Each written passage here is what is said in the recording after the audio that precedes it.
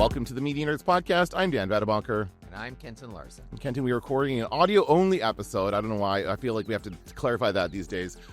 Because we are in our old radio station. We're back on campus at Red River College Polytechnic.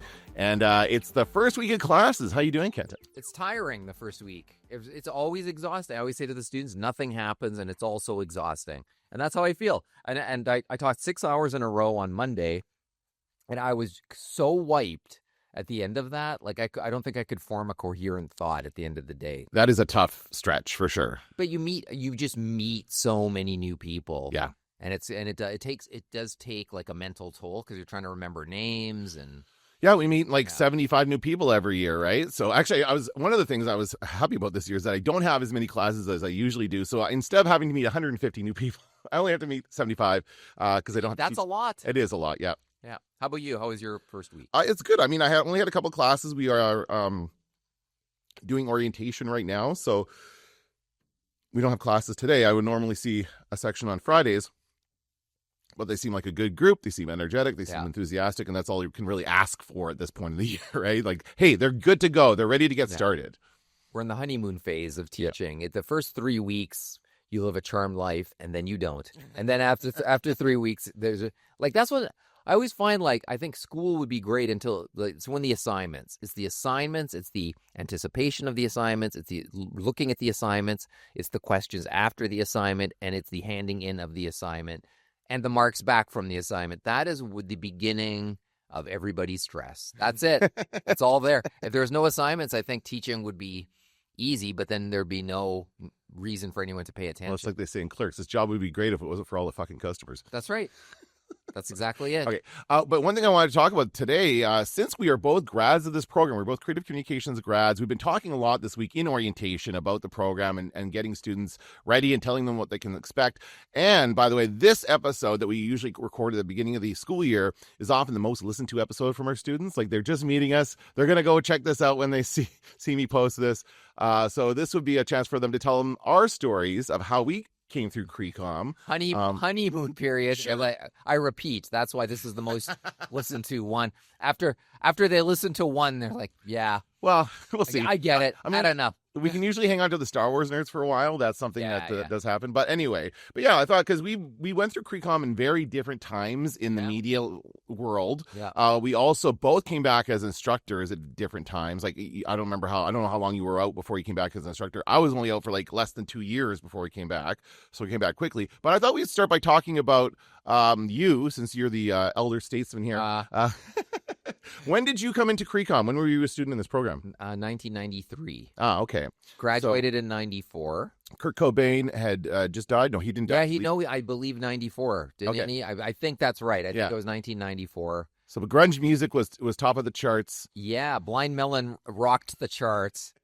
The B-Girl. Remember the B-Girl for the video? Yeah, that was popular when I was in creative communications. I don't know how many years I was out before I came back to teach. Okay. I can't remember. But we were talking, we're standing in line at Tim Hortons before we came here, and I said, okay, so what have been the major, like, in some ways creative communications is exactly the same in terms of structure. In other ways, the technology is what is completely different. So we went from from traditional to digital. Then there was social media, then there was mobile, and now there's AI. Yeah. I don't know if I'm probably missing a phase. No, you had 4. I think there was 4 you talked about. Okay, well, so broadly speaking, that's everything that happened. So when I was in creative communications, there was 3 majors. There was no broadcast, right? And which we now call media production. There was only advertising, public relations, and journalism. And everything that we did was like within the confines of the walls because there was no digital media. So we edited radio broadcasts, like we had a little razor and tape. Slicer, Yeah, we split, and it was like a shaver. It was a shaver. It was like a Bic shaver that we used. And then we shave our legs when we were done. No, so you cut fingers out in that class, right? Sure, absolutely. And then and it was like close enough. There's a lot of close enough. Like okay, well, you cut the guy's speech. Oh well, what are you gonna do? And then video editing. There's only one video editing machine, It was a tape. They like had the original video on the left, the new tape on the right, and you just went back and forth and basically dubbed it onto the right tape. Yeah. And so that was limited what you could do there too. And so, technology is the big story. Technology is the big story. And we were so desperate to have people see what we wrote or what we did that we would write, we'd do a news story, and then we would go to the Winnipeg Free Press, and we'd go to the front desk, and we would go, and they just opened the new building on Mountain, I guess. And we go there and go, can we see the editor? And they go, okay. And so they call up the editor, and then the editor would come down the escalator at the front. And then we go, we wrote this story. Would you like to read it in the Free Press? And sometimes if we had a good story, the editor would say, okay, come upstairs with me, and we'll sit down and talk about this. So you knew you had a good story. Or he'd look at it and go, nah. He just had He'd go, but you could meet with him 100% of the time. Yeah. He would never say no. And he always he laughed at leads that students wrote. I remember. He was like, I remember one of our leads was the Liberal Party may have a liberal hiring policy, and he died laughing. He was like, "That's funny." But it's like, but in other words, I'll rewrite this. And then there was another one where we said a guy who had been climbing the side of a building in downtown Winnipeg. We went and interviewed people in his apartment building, and it was like he was so high, man. He was like the highest guy. And I remember our lead was because we go in teams, right? We go in teams of 2. And I guess that's so we wouldn't get murdered or something. So there was always 2 people, like cops. There's always 2 people together. And our lead was the wall crawler may have been flying high. And once again, he laughed. Then he was like, nah, I already got a guy writing this. I remember that. I already got sent. I got a guy writing this. So to have your stuff public, yes, you needed an outside organization. Go through somebody else. You couldn't just put it up on Twitter, right? You needed it. Somebody to help you, the gatekeeper, to open the gate. What did you major in when you were in CreComm? Journalism, because there was no people called it the journalism program more than they called it CreComm at that point. You needed special permission, like enough people, which you don't anymore. Strangely enough, now our journalism is the smallest specialization now, and they're apparently they run it every year, and it doesn't matter if there's 3 people in it, they run it. At the time, journalism was the big one, so that was never, and jobs were easier to come by in journalism, more than the other fields, interestingly enough. And so ad and PR were like side dishes, and you needed the right number of people. It was so they wouldn't run the ad or PR class if they didn't have enough students majoring in it, and so those students would have to choose either so they would only run journalism and PR if they didn't have enough ad students. Is that what they did in your year? There's something like that. Yeah, I think. Okay. I can't remember what they did, but there was no media production, right? And it just seemed like the entire thrust of the program was journalism. Yeah. And really, when I say that ad and PR were side dishes, they were a garnish on the plate. Like they were very much smaller part of the program than they are now. I don't remember if they ran one the year I was there or not, to tell you the truth. I think Pablo Hidalgo came after me, and he took advertising. Okay. So they had enough people. I'm not sure. I'm not 100% sure how that went down my year. But really, the bulk of people would take journalism at that time. Okay. And so you majored in journalism, and so you went off and you had work placements in journalism. I assume you went to CGB. You've told me about that before. Well, I had a few. There was the work placements, and then there was other outside opportunities that came up, and they would let you leave school at that point to do those things if they came up, which now would not happen. But so I worked for CGOB for the election. I did my work placement there. I did a work placement at the Winnipeg Free Press, and then there was a couple of other opportunities to go work at the Free Press. Once again, I don't remember what they were. I remember Morley Walker was there, and I liked writing entertainment stories, and so I was always pitching him stories. But that wasn't an official work placement. That was like somebody was on maternity leave or something, so I got to go and do a little bit of that. But it was much more loosey-goosey, and students could get credit in work placement very easily. You also worked at, I believe you told me you worked at Pulse News. MTN Pulse News. Right. That was a job out of CreComm. That was another work placement. Was it the first? Yeah, it was another one. And then they offered me a job when I was done.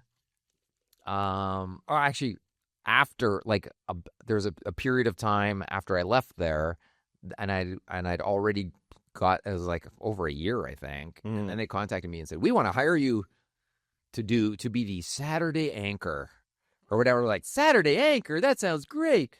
Like when no one's watching. Yeah. Okay. But in my mind, I didn't go, no one's watching. Yeah. I went like, this is amazing. I'm going to go do it. And then I told them that I already had a corporate gig, and they're like, no, we want you to be on call for the whole week. Okay, no. So I was like, you're promising me one day's salary, and you want me to quit my job, or I'm making triple. Yeah. What you would pay me here. So I had to say no. Okay, that brings up my kind of next question, in that you majored in journalism, but then you moved into working in another field. So this first corporate gig, was that Canada Life, or was that something else? Yeah. It was Canada Life, or it was Great West Life then. Yeah, now Canada Life, and that's where, once again, in CreComm, we didn't really talk about corporate communications in the way that we do now, and so I was unaware of even kind of how that worked, what a job like that would entail. So I remember going for the interview, and they had me do some writing after. I had to do an assignment and everything. And after I got hired, I remember like the salary was so good and the hours were amazing, and I lived a block away and I could go home for lunch. I was done flex time, so I was done at 3:30. Nice. Yeah, so I was like, yeah, it's the corporate world for me. So I did that, and of course between that, I did a year at Late Night with Conan O'Brien. Right, yes. So there was that right out of school. I got that. And then I was doing some freelance journalism at the same time. And there's one, and then Wear Winnipeg magazine. And it's like, it was like a hodge, but like not surprisingly, when you first graduate from communications, there's like, and you're stitching together a career kind of thing, there's a lot of that stuff in a brief period, in like a 2-year time period, probably. So I had experienced like freelance life already, like lots of stuff. Gone to work in the U.S. for a bit, and been on then landed the corporate gig. The work placements were plentiful. Like, so when I got out, I sort of had this broad experience. But once I hit corporate, the money is just so good that I was kind of like, I was perturbed that nobody had told us about how it worked, because I probably would have been interested in knowing more about that. Yeah. And you might have chosen a different major. You might not have. Well, you're forced into journalism, but I don't know. Maybe they would have They would have been able to run a bigger cohort if people understood what they were signing up for. And there was a very limited attempt to get people to understand what advertising and PR were. Particularly PR was sad at that point. Okay. Like, even the teacher would be like, "What's PR? Tell me, because I don't know." And so you came back to teach PR and advertising. Do you start teaching that right away, both those classes, or how did that work? I can't remember anything. I'm just diving. This is going to be the worst podcast ever. No, this is good. This is Kenton Larson. I did. You know what? I also worked at Asante in corporate communications. Okay. I forgot about that. Like, it's all coming back to me. It's flooding back into my mind. That's right. And I had another job offer, but then this Red River College job came up. And I went for the interview, and they offered me the gig, and they said, "We want somebody." And I was doing stand up already, so something else I was doing. Like, it was just lots at that time, and so I said, and I didn't actually apply for creative communications. I applied for business, and then after I did the interview, they said, "We think you'd be better for creative communications because you're a grad there and stuff." So we're not going to hire you for that one, the one you applied for. We're going to hire you for this one. I was like, great. And I think I did teach ad and PR right out of the gate, I think. Okay, cool. I think. That's cool. I didn't know that. Yeah. So you had originally applied to be an instructor in the business admin program. Yes. And then they said, no, we think you'd be better in CreComm. Yes. Wow, I don't think that would ever happen now, eh? It would never happen. That would be like, come on, give me a break. It would never happen. And here's another classic story. I worked with a guy, I won't say where, so just not identify anybody here, but I worked with somebody who was also was there for that interview, and I saw him in the waiting room. And so we're like, hey, you're here? Hey, you're here? And so we had like this funny chat, but then he comes out of and he goes first, and he comes out of the interview room, and he looks white as a ghost, like something happened, something went wrong. I was like, how did it go? Because we know each other, right? Yeah. So it's not like any other job interview. Like we know. So how do you? And he goes, I screwed up so bad. I go, look, what happened? And they had asked us, teach a class on how to write a bad news letter. Bad news letter. He thought, okay, bad so it's like letter. Write a letter delivering bad news. Right. Okay, so that's what I did, and I clarified it to make sure that I had that right. He did not. So he got up there and did his on how to write a bad newsletter. Sorry. First, man. First, you got to spell everything wrong. That's a bad newsletter. So he did that whole thing, and so he came out realizing his horrible mistake. Yeah. On his way out the door. Okay. Well, so he was like, and he just felt so. It was like one of those, you just want to bury your head in your hand. And so, ask for clarification if you need it. So I went in and did the thing, and you could tell it was a panel. It was like 10 people. And you could tell by the looks on their faces that they had been amused by the previous person who had been in. So I thought, okay, come on. Between us two, I got to be the favorite here. But then I didn't know if anybody else applied. Right. Okay, so interesting. Yeah. Okay. And so that's when I met you as an instructor in this program. I came into this program in 2007. And I was at a very transitional time in my life. I just become a father the year before. Amazing. My son Jack had been born, and I'd been working kind of odd jobs. I'd done a lot of retail before that. Payless Shoes, Blockbuster Video. I work for defunct companies now. But I was trying to find, I wanted to go to school to get, a regular job so I can support my family and do that whole thing.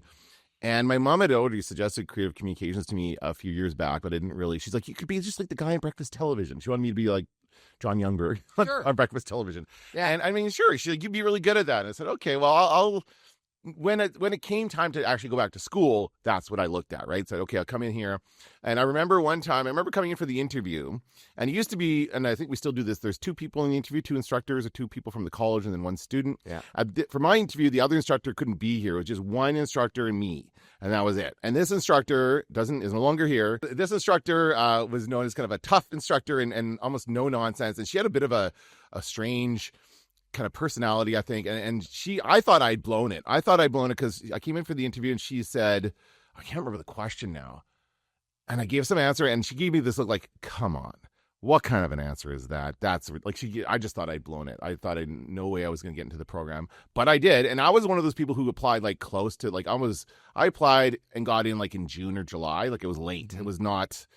And at this time, I should mention that, this program had a wait list of 200 students. Oh my God. It was, yeah. We did at one point have a big list, and I got in ahead of a lot of those people somehow. I don't know how that happened, but maybe because I had good writing. I don't know.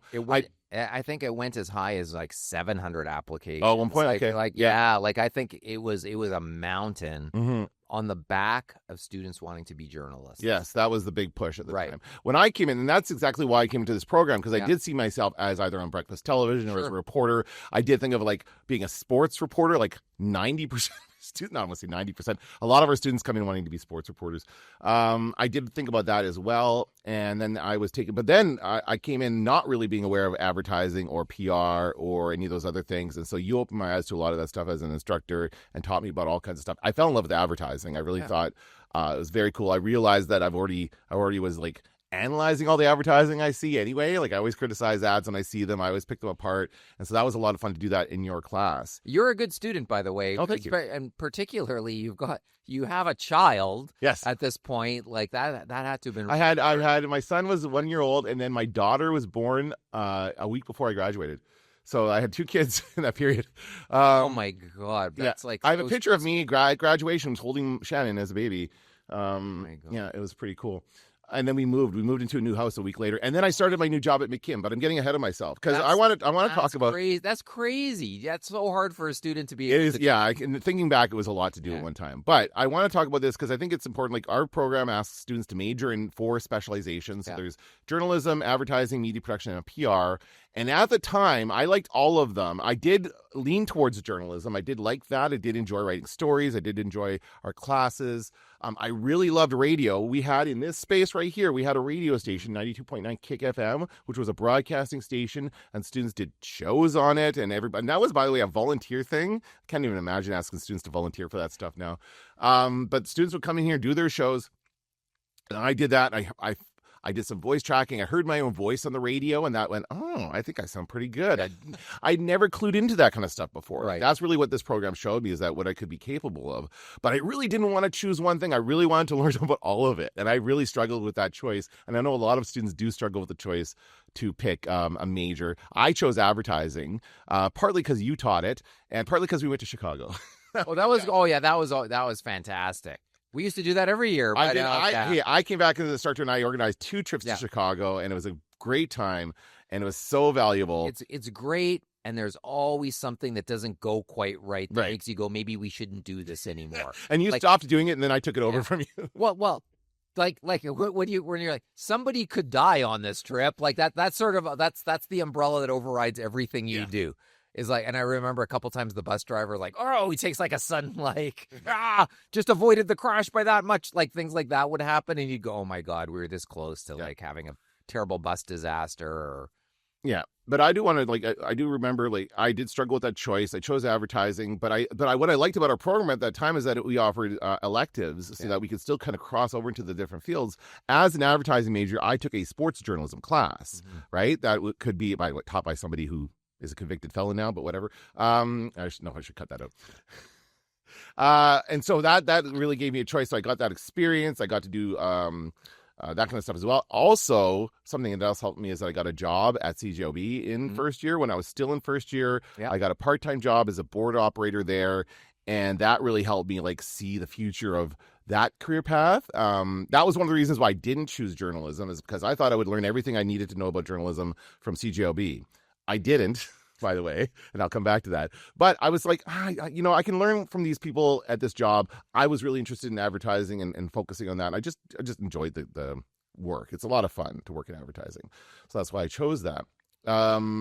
But then after graduation, from that, you go into advertising, because that's generally you major in something, you do work placement in that field, and then you generally will go off to work in that field. And I did that. I went to work at McKim, Cring and George. At the time was the largest ad agency in the province. It's now called Show and Tell. They've changed the name, all this kind of stuff. But at the time, it was a big deal, and it was a really, I think, a good place to work. It was kind of a high visibility place to work. Yeah. I had a lot of fun there, and it was a little too yelly for me. I got yelled at about a few too many times more than I'd like.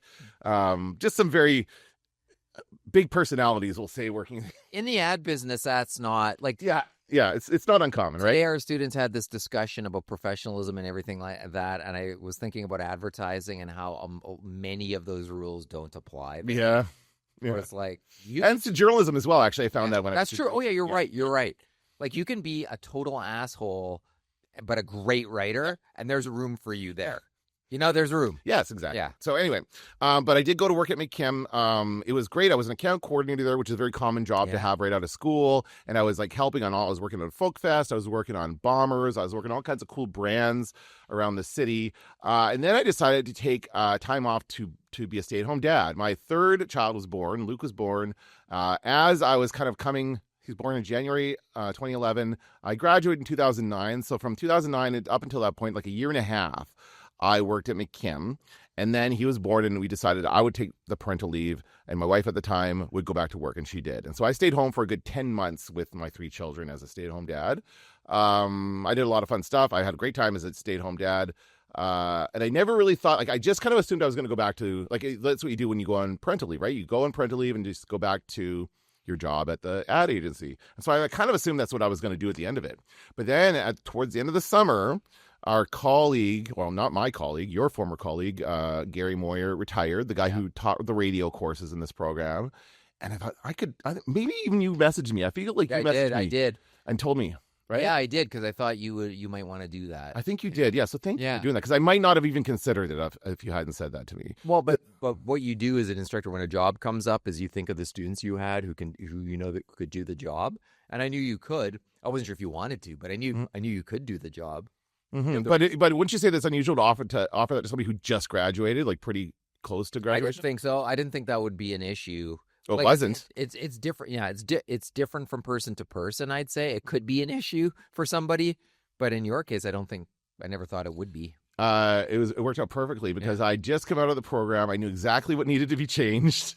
I'll be like the radio courses were not great before I took them over. I came in and I changed a bunch. I pretty much rewrote the entire course. They were like when I took exactly. It was from 20 years previous, right? Yeah. It was unchanged from that time. Right. So they were still cutting tape with razor blades. I don't know if we were doing that in my time. We had moved on to the digital. We were using Pro Tools in my year. So Pro Tools was the audio program. It already advanced a little bit, but not a program we use anymore. By the way, we don't.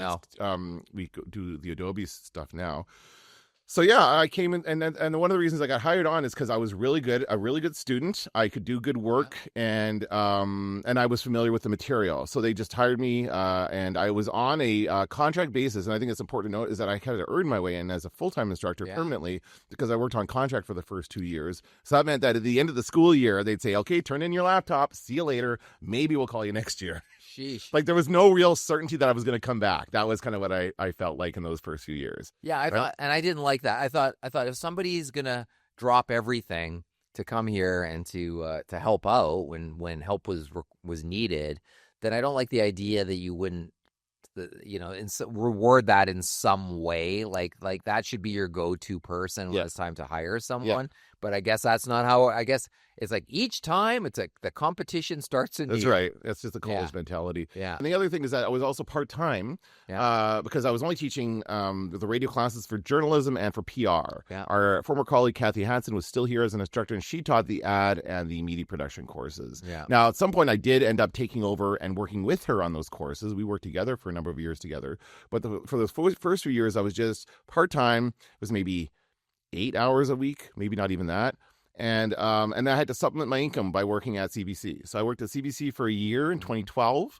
And then I think at that point I started getting more hours at the college that I didn't need to work at CBC anymore. I wasn't permanent full time, but I was getting almost like full time class hours. So I got more stuff for CreComm, and then kind of built my class time that way. But yeah, I still the thing is, I just want to emphasize that I came through this program, I majored in advertising, but I was still able to go off and work in other fields. Like that's one thing I want students to know is that you're not married, you're not like chained to your major. It doesn't matter what you major in. You can still go off and work at any of these fields. Honestly, it really is like yes, you will go directly into probably that field when you graduate, but there's no reason why you can't shift. And I think I like to say for journalism majors, for people who are like worried about going into journalism, because now it's not like it was when you graduated, right? Oh no, it's very different. And in fact, that's part of the reason why the applications are lower now. So so let's spend some time on that. So you believe that like back then journalism was such a big thing, it was such a great potential career path that it drove people to sign up for our program? Oh yeah. Okay. In droves, right. I would say, because it's a classic place where someone with an arts degree or who can write a little bit, writing plus curiosity was kind of the recipe. And so anybody who fell into that boat who couldn't find work with an arts degree, which is lots and lots of people, would then come here and sort of put that 2-year punctuation on the degree that they'd already earned. That was very common then. Yes. But now journalism, as you say, our journalism class is small. It's been small for a number of years now, as far as like, I would think the first year I taught in this program, I did teach degree majors, and we had 19 J majors at that time, and now it's less than 10 every year.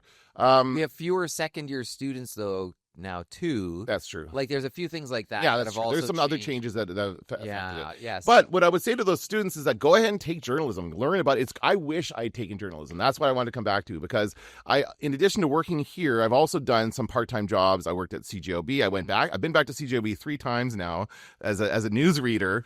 I also worked at CTV for a year and a half as a editorial producer, which I got way more involved, and that was a very intense job. So I spent a lot of time working there. And I really wish I had taken the J. At the time I was at CTV, I really wish I had taken the J major. Well, there's two things at work, though. There's job satisfaction and there's salary. To me, there is no job in communications that's so amazing that I'm going to choose one with a lower salary. Really? Oh, no, I'm not going to do it. I would never do it. To me, like, working in a marketing department, showed me, like, the day is just as long, if not shorter. When you work in a marketing department, it's probably longer if you work in journalism because you got to talk to people. Yeah, like journalism is not a 9 to 5. No, it is not. No. So you're shortening your day in the corporate world, and you're getting paid way more. So to me, that's the point of differentiation. Okay. And that's fair enough. But I also think, how many articles do people need to see about journalism? But laying off 1,000 people here, 1,000 people there. It's distressing. Even the quality of the journalism that's being produced now is distressing.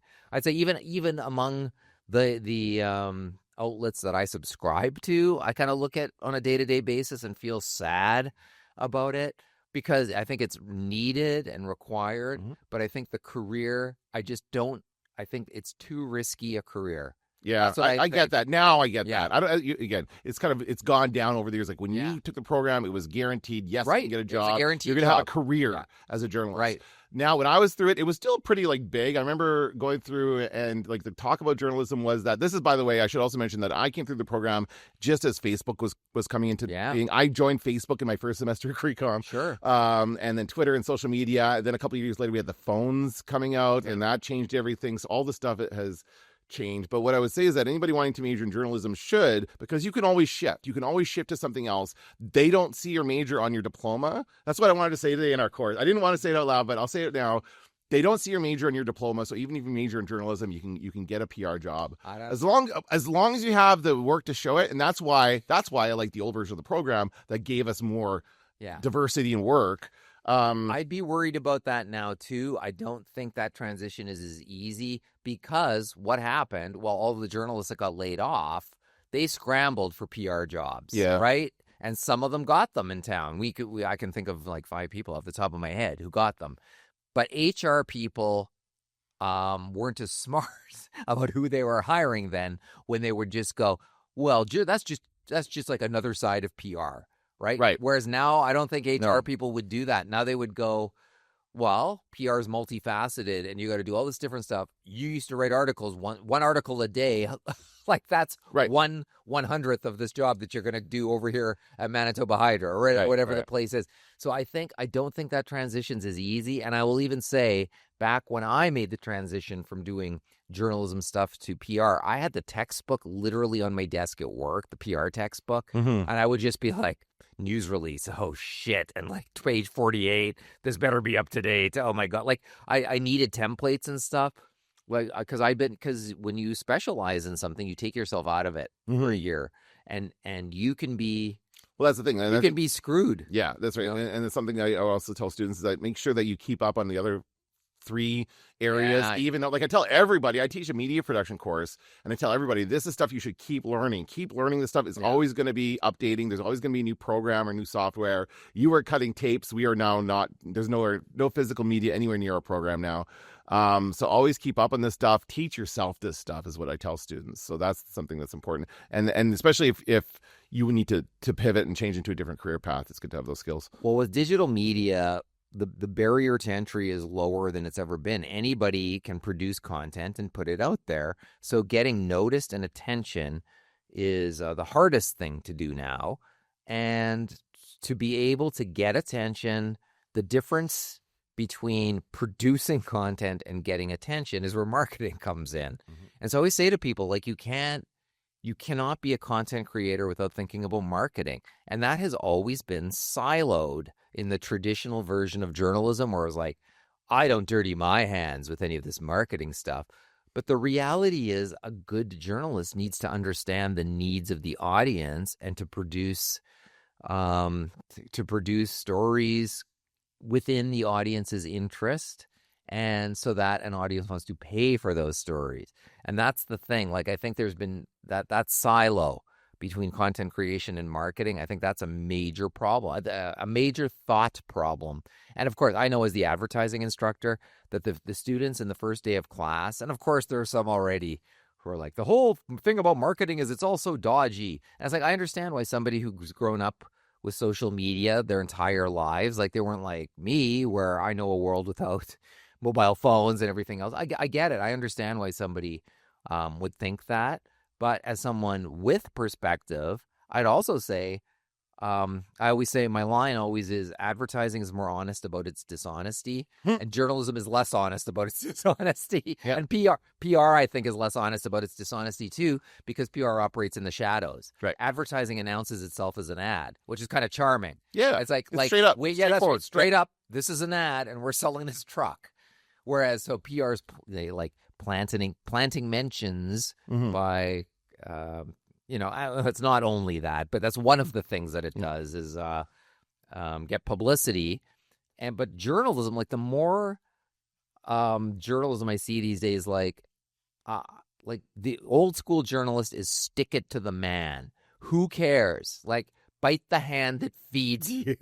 Like, that's a good journalist. And you see so little of it. Everyone's afraid, right? And the other thing is, it's harder to interview people because people know their interview is going to live forever online. That's right. I had a real challenge when I was at CTV interviewing people. Like, they didn't want it to be on screen. Nope. They didn't want it to be recorded. That kind of stuff happens all the time. I had one time I interviewed somebody and I quoted them correctly and everything was fine, and they didn't like the way I used the quote. Right. So I was told to change it, by the way, because we didn't want an angry person. So I changed the quote. I think they didn't want themselves named in the article. That was it. Yeah. They didn't want their name in it. I'm like, well, you're the one calling us to complain about this thing, and you don't want to be in the article. And they said they didn't want any retribution or something like that. And I went to my boss, and they said, just change it and say it was a resident. And I'm like, all right. Everyone's so afraid of retribution. Like, I have to go to City Hall in person with my face right there with my name and address. Thank you very much. Yeah. So to be able to speak at City Hall, and I have to go there and complain about all kinds of bullshit, and the video lives forever. And I'm just, thank God that nobody's interested enough to go back to actually look at those. I go back and watch those. I'm going to do that. Oh, they're kicking around out there. I have watched those, but at CTV, I have to watch that stuff all the time, right? It's horrible. Yeah. I mean, because you can slide I would watch it. You go there to pull quotes and stuff. Like, it's a good resource for journalists, but it's true. You don't want to do it. I don't want to do it. I don't want to have to do it. I don't like it. But in the end, you have to. And it's the same thing. If you want a journalist to write something for you, then you should be prepared to go on the record. But I think that's also part of the erosion of journalism, of the ability to be an effective journalist. I also think I'm going to tell you what a well-known journalist told me, though, whose name I can't use because this was an off-the-record discussion. Okay. The journalist told me that the problem now with young journalists showing up to report things is that they'll say things like, "I'm too afraid to go to that neighborhood," or I'm uncomfortable talking to that person to interview this person who's been accused of something, or and it's kind of like, as a journalist, that's your job to do that thing. The other thing that I think is also true is the best journalism's done at night, where you go get people at home. You knock on their door when they're home. They don't have their work brain on. They have their home brain on. You're going to get more done doing that than you are calling somebody at work when everybody's guard is up. So I think that you don't really see that happening anymore. The journalist just knocking on the door at 10 o'clock at night. Whereas, like, that's how do you get a story? How do you get people to talk on the record? It's like, all of these things are major issues now, but I think people are more squeamish than they were before. It's certainly changed a lot over the years. I think you're right. It's interesting that our program, structurally hasn't changed a lot, but there have been changes as far as the content because you've had to adapt to the changing face of media, right? And so we're just going to continue doing that. I don't know. It's an interesting time for sure. I post the jobs every week. Yep. And the word marketing has come to Winnipeg in the past few years, and I think it just implies a larger scope than the word communications implies. Yeah. So I think people are liking that word more. Okay, interesting. I've seen content. I've seen content creator jobs. Like that is not so much in Winnipeg, but I have a notification for when it comes up on LinkedIn. Yeah. And every week I got like 10 job listings that say content creator is what they want to hire for. And to me, that doesn't mean writer. To me, that also means video creator and audio creator and person who can work with all media. And that's really what we're teaching our students here. Like for me, I'm teaching them how to work in the world of podcasting. I'm teaching them everything they need to know. We're going to do video this year. That's something I'm changing, is that we're going to actually have the students do a video podcast, because that is pretty common. Yeah. They're going to need to know how to create a video podcast. We're going to use Zoom, which is, I think, great. I love using Zoom. But that's kind of stuff that I was thinking about this too. And I had, I was looking through some old assignments and I realized, this is what I had the students do that year. And I'm changing it now. I'm having them do something different because of the changing nature of media. Yeah, I almost, the way I think of it is, if I were interested in taking CreComm today as a young person, I would probably already be on YouTube. Yes. With a show. Yep. Or I'm not sure when I say a show. Just a channel, YouTube channel. Right? Yep.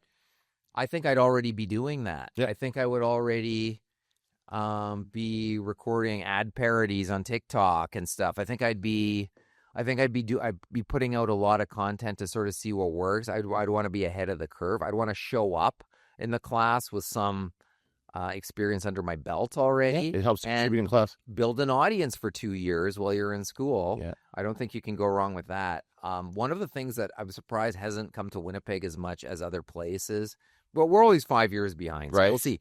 But hiring people with huge online followings to do your PR or to work at your ad agency, because they're going to share the stuff. You're going to work with them as an employee to share this stuff, and you will get an advertising bounce because this person's got all of those followers. Like, to me, it's depressing to see somebody with one follower and they just graduated, and you're kind of like, what? This is I would say doesn't look good. You're not a guru. On the other side of that, like sometimes they get those followers really easily, and they're not the very greatest person to be doing the PR of that organization. Like, you do need some training to do this. Oh no, that as is like with any influencer marketing, it's got to be right for both parties, right? And it doesn't always work. That's for sure. But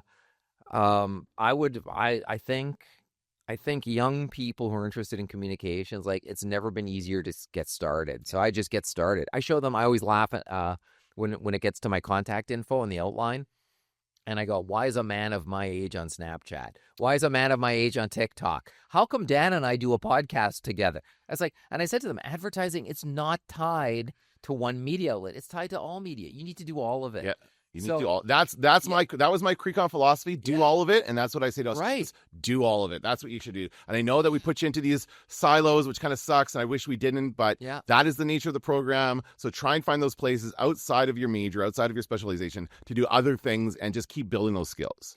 Yeah, it's about everything, and that doesn't help somebody focus when they're. In our course or when they're working in communications. It's everything and it's nothing. Like you can, like, there's arguments for both. Sure. But I think, like, I always say to people, look at the job, where the jobs are, and ask yourself, are they changing? Like the word digital is still showing up in Winnipeg communications jobs and marketing jobs. And I'm like, that's going to go away. Because it's just part of marketing. Like, we don't have to say digital anymore. It's just marketing. Yes. Right. Almost all marketing is digital now. Right. So you see these trends come and go. The word copywriter came up last week. So after I was like, it never comes up anywhere. Okay, well, it came up last week. But so that's a word that we're seeing less of, like that specific task.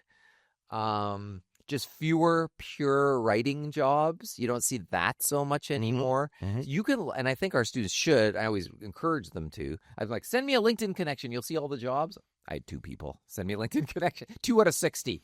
Don't you make them go on LinkedIn at some point in the year? No, that's professional development. Does that. I used to, but now it's professional development. Right. So, and I said there's no rush. So yeah, okay.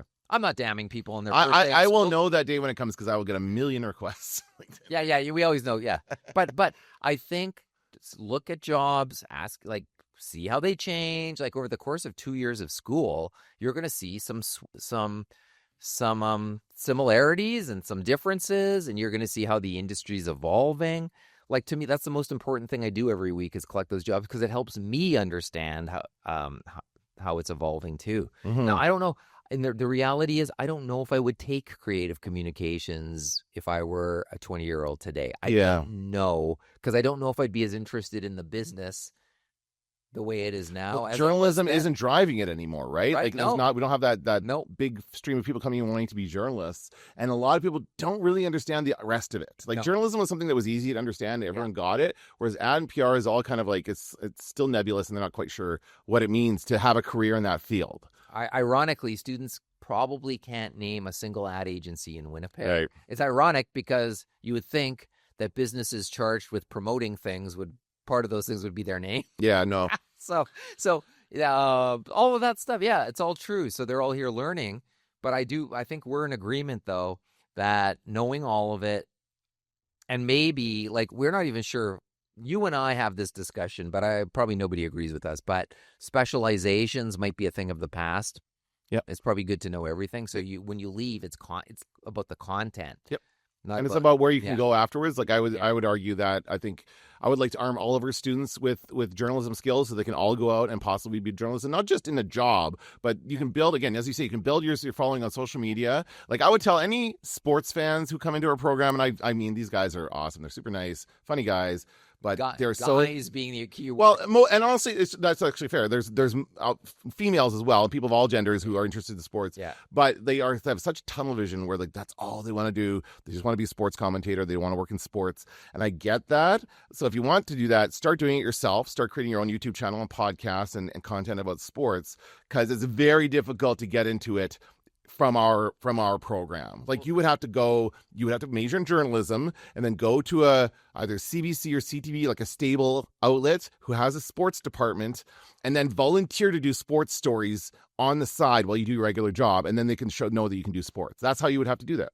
But even look at the people we bring in who have jobs in sports are like, yeah, you probably couldn't get this job I've got anymore. Like they even tell stories like that. And I always think of Sarah Orleski, who's not one of our grads. She was a TSN reporter, but then she went to internal communications at the Winnipeg Jets. And it's like, what do you think Sarah Orleski found out about the salaries in reporting versus the She had the same realization you did. That's that, of course. And not just that, but also now you don't have to travel. Like, some people want to travel from arena to arena. Oh yeah, that's great. Yeah, but not everybody wants that. Yeah. And there is for some folks, being at a home base where you live, where it's easy to get to and from work, that's money in the bank for them. They don't like traveling for fun is very different than traveling for work. Yeah, exactly. You know? So, all right. Well, we're going to have to leave it there. I think that's an interesting conversation. We probably will come back to it at some point during the semester. If any of our students are listening and want to continue this conversation in the classroom, feel free to bring it up.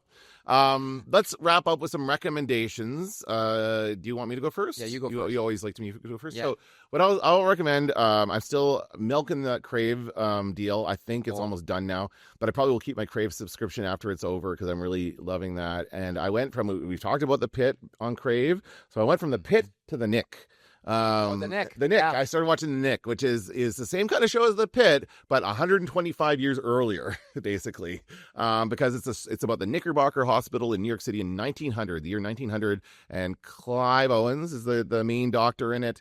And he's a surgeon. This is the time where the field of surgery is still really new. Like, they didn't really know what they were doing, digging around inside our bodies. Yeah. So there's a lot of, like, weird experimental stuff. There's a lot of, like, oh my God, the stuff they do.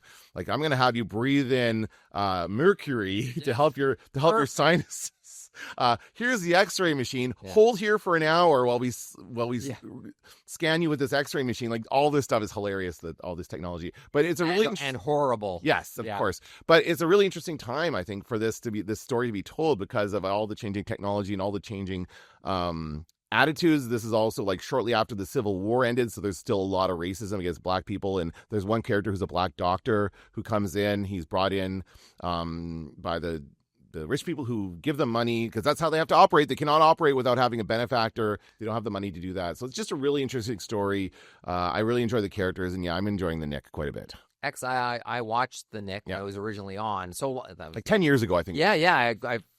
remember some stuff, but there's just as much that I've forgotten for sure. But I enjoyed the show. It's interesting. Then I don't know about season 2, but every episode of season 1 has been directed by Steven Soderbergh. I don't know if that continues into season 2 or not, but like he did everything. He didn't write it, but he directed all of it. So clearly he was involved and enjoyed it. It's interesting because I'm not the biggest fan of his films, but I do like that show. He does a lot of work. He's got like 3 movies out this year, something like that. I know. So he's a busy guy. But anyway, the Nick. If you haven't seen it listening, then you go ahead and watch it. Kenton, you've seen it already, but you double that recommendations. I do. Yeah, excellent. It's good. I watched a movie this week on TCM, so it's on the rotation, but I'm sure you can also rent it. And it's a movie called Woman of Straw, which is a weird title. The movie is from the early 70s. It's with Sean Connery. And he apparently, and I know this because Ben Mankiewicz shows up at the end of the film to talk about the film you just saw.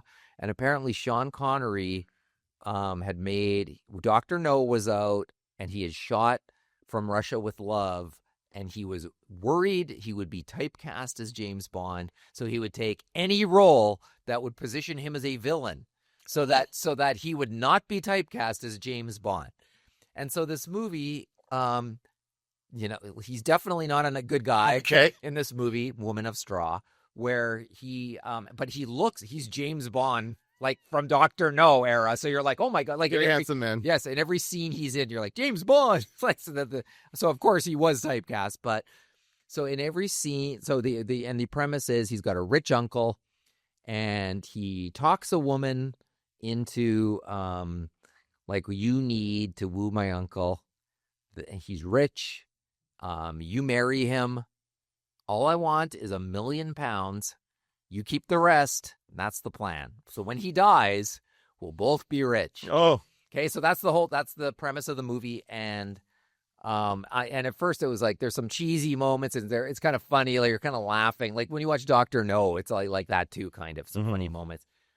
But I'll be damned. Like if you get to the end of the movie, there's twists and turns and surprises and things, and the movie had me. But like some surprising stuff, and some very smart imagery and thought behind how they shot the film, I would say. So Woman of Straw, I don't want to give away anything. No, I'll check it out for sure. If you like Sean Connery, and it's, as I say, it's fun to see him kind of in his prime. I love Sean Connery, and I've not seen enough of his films from when he was younger, other than James Bond. Another one that comes to mind just off the top of my head is Zardoz. I love Zardoz because it's like this weird science fiction. It's like 70s. This is again. He didn't want to be typecast as James Bond, so he took a role as this futuristic guy with a ponytail and a weird skimpy outfit running around. It's hilarious. It's so funny. It's one of those 70s, like early 70s movies that are very like trippy kind of thing. There's a lot of weird scenes and that kind of stuff, but it's a lot of fun. He was also in Outland. Oh yes, which was the 80s, his 80s Star Wars movie. Yeah, his attempt, like everybody was doing a Star Wars style movie, and I kind of like that movie. Yeah, I do too. It was on TV recently as well, and the guy's got a shotgun in space. Like there's some weird cop movie in space. It's pretty good. Right. Yeah, that's good. Right. So maybe it's a little dated as well, but I enjoyed the movie at the time. I love Sean Connery. I don't think he ever said that in his own voice, but I can't do it. I can't do that. You pull a knife. You pull a gun. What's the line from The Untouchables? That's the Chicago way. I don't know how something like that. Anyway, yeah. There we go. All right, there we go. That's going to do it for this episode of the Media Nerds. I'm Dan Vadabonker. I'm Kenton Larson. Don't let the door hit you on the ass.